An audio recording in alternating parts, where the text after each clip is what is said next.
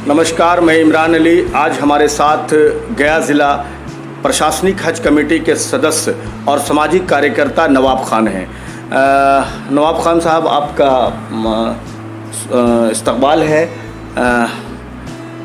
सबसे पहले कि मगध की जो राजनीति है या विधानसभा चुनाव में जो गया ज़िला है, तो आप किस तरह से देख रहे हैं इस बार के चुनाव को? मैं इस चुनाव को इस हैसियत से देख रहा हूँ कि गया डिस्ट्रिक्ट में 2 सीट हमारी ऐसी है जो माइनॉरिटी की है।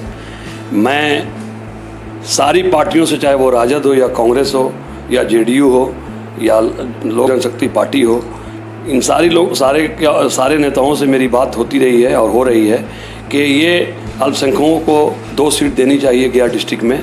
ये मुसलमान सिर्फ वोट देते थोड़े रहेंगे, इनका काम है सिर्फ वोट देना। इनको 2 सीट देनी चाहिए। ये 2 सीट मुसलमान के झोले में आ सकती है, लेकिन इस पे कितना ये हमारे नेता सही उतरेंगे या नहीं उतरेंगे, खरे उतरेंगे कि नहीं उतरेंगे, ये वो लोग बताएं। अच्छा, ये बताइए कि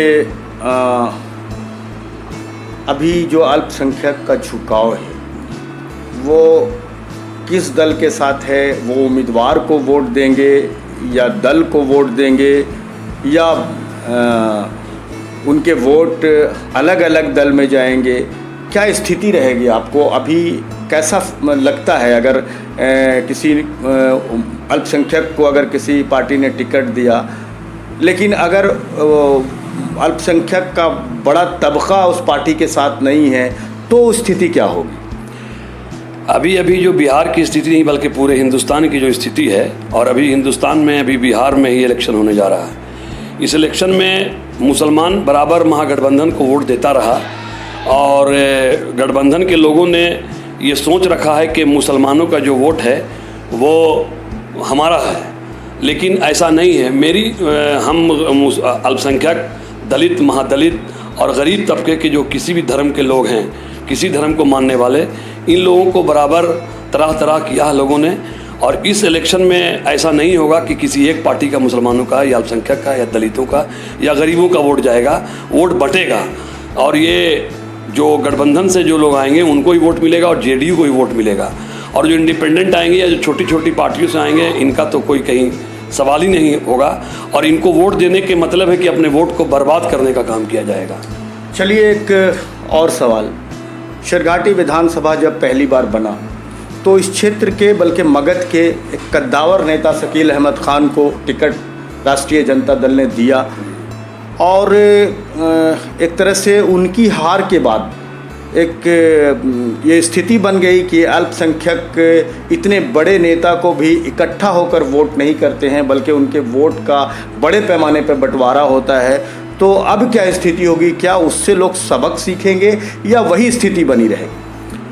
ये मेरा दुर्भाग्य रहा और मेरी बदनसीबी रही कि शकील अहमद खान मरहूम ऐसा नेता, जिसको बिहार, मगध के नहीं बल्कि बिहार के मुसलमानों ने उन्हें धोखा दिया और उन्हें वोट नहीं दिया मुसलमानों ने, जिसका आज मुसलमान, अल्पसंख्यक, दलित, बैकवर्ड झेल रहे हैं। और हमको नहीं लगता है कि मगध में वैसा कोई नेता अब पैदा होगा।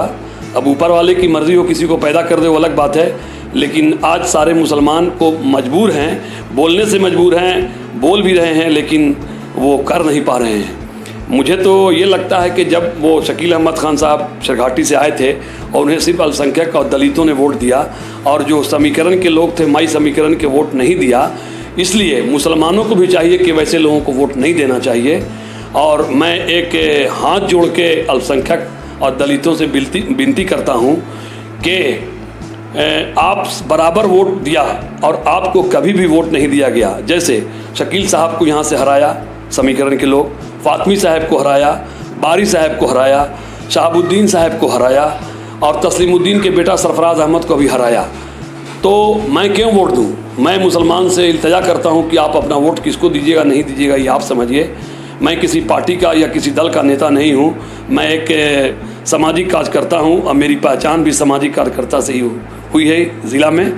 तो मैं ये कहना चाहता हूँ सारे मुसलमानों से कि इस बार जो इलेक्शन होगा विधानसभा का, इसमें अपना सोच समझ के वोट डालें और कैंडिडेट ज़रूर देखें, पार्टी नहीं देखें। जो कैंडिडेट बढ़िया हो उसको वोट दीजिए, जो आपके लिए खड़ा रहे उसके लिए आप खड़े रहे। चलिए एक आखिरी सवाल, अब जब चुनाव आता है तो राजनीतिक दल के लोग या नेता न दिखाई देते हैं, लेकिन एक समय ऐसा था जब लोग जन आंदोलन करके नेता बनते थे, एक लड़ाइयाँ लड़ते थे, चाहे वो बिजली की लड़ाई हो, पानी की लड़ाई हो, सड़क की लड़ाई हो, कमज़ोर और गरीब तबके की लड़ाई हो, उसको हक और अधिकार दिलाने की लड़ाई हो, ऐसी लड़ाई लड़ते थे लोग। और लड़ाई लड़ने के बाद तब नेता बनते थे, तब उनकी राजनीतिक पहचान होती थी। लेकिन अब लोग रातों रात स्टार हो जाते हैं, अचानक से चुनाव मैदान में आते हैं। तो ये क्या हो रहा है? अब आने वाले समय में जन आंदोलन समाप्त हो जाएगा या उसकी ज़रूरत समाज को है? ये दुर्भाग्य है इस हिंदुस्तान का या इस बिहार का कि वैसे लोग जो ऊपर से उतरते हैं और टिकट लेके एमएलए बन जाते हैं, वरना होना तो ऐसा